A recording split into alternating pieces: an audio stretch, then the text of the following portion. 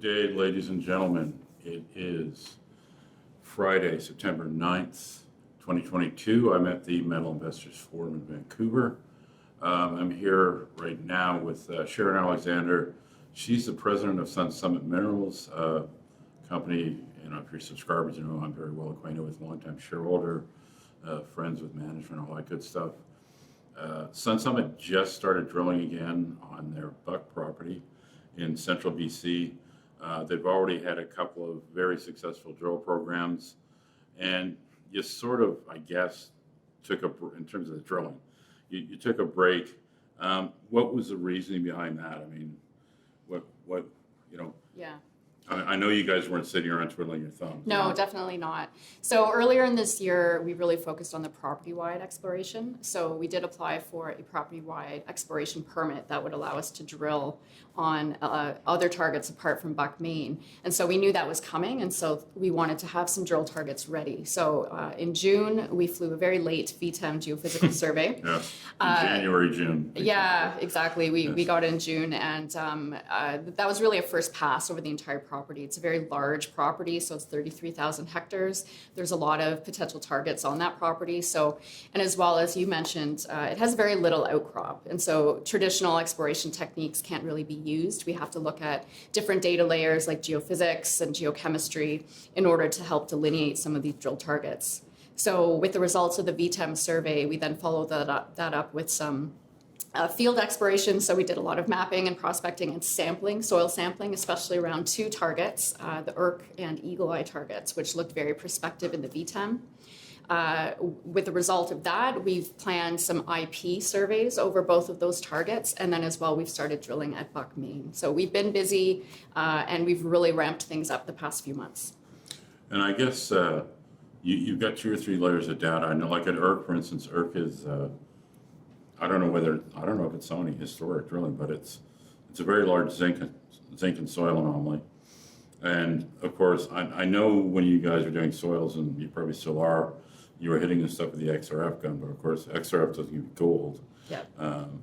And I guess you feel, you know, aside from the IP to help target, you kind of feel like you need the gold and soils just to kind of tighten things up a little more and give you a more precise drill targets? Yeah, the ERK geochemical anomaly, it's very broad. And we're using zinc as a pathfinder metal or mineral, which is very similar to Blackwater, which we're using as a geological analog.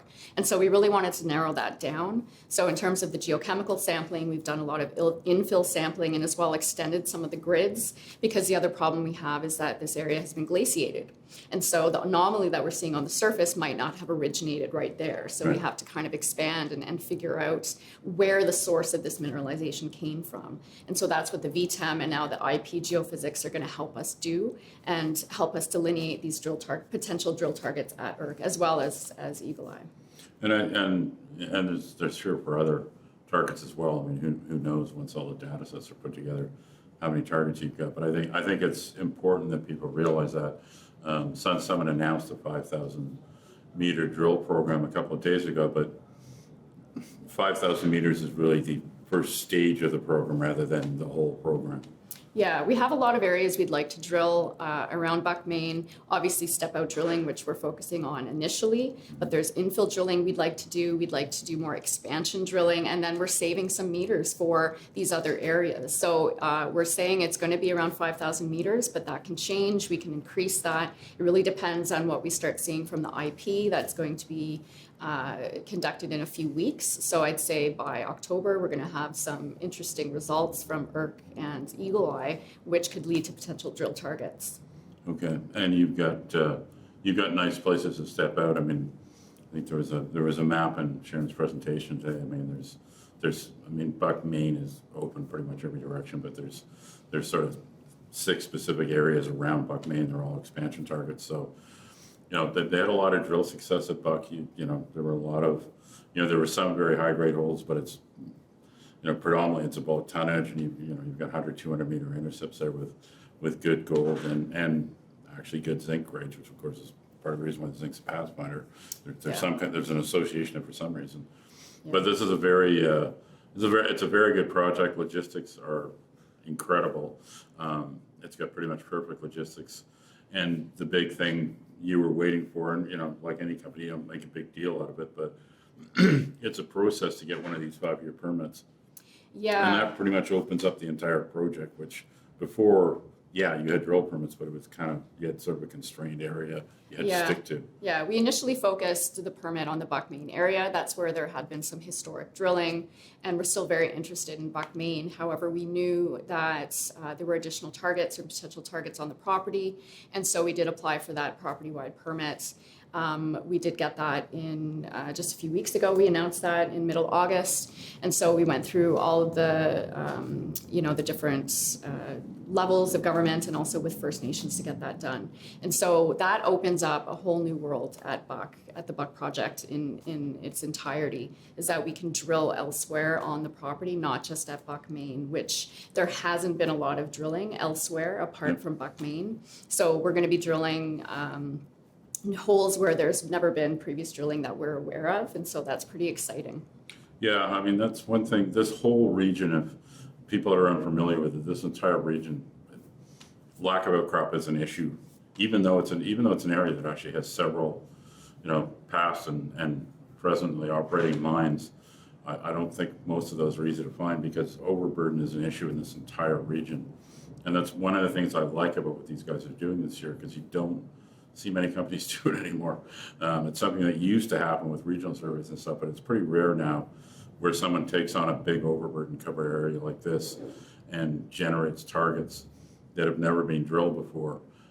And any one of these targets could be another buck, because there's no outcrop. This is all blind stuff.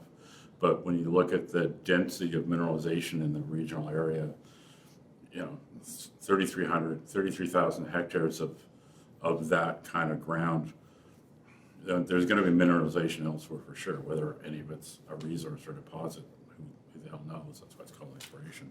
But I'm really happy to see you guys reaching beyond Buck, even though Buck looks good.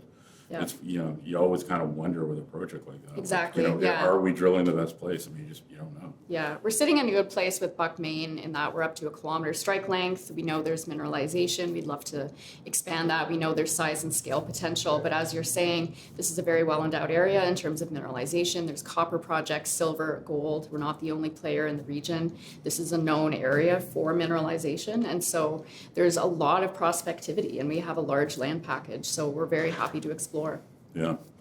Great story. I mean, I'm happy to see them drilling again, but I'm really just as interested to see the they haven't really put out that much targeting information, but I'm assuming over the next, 4, 5, 6, 7 weeks, we'll start seeing a bunch of the targeting information, the outside targets, in addition, obviously, to hopefully we start seeing drill results from the drilling that's underway now. So you got a bit of a double whammy there. There's lots of news flow, drill results from an area that's known to generate intercepts, that's why they're there, and the potential for, who knows what at some of these exciting new targets.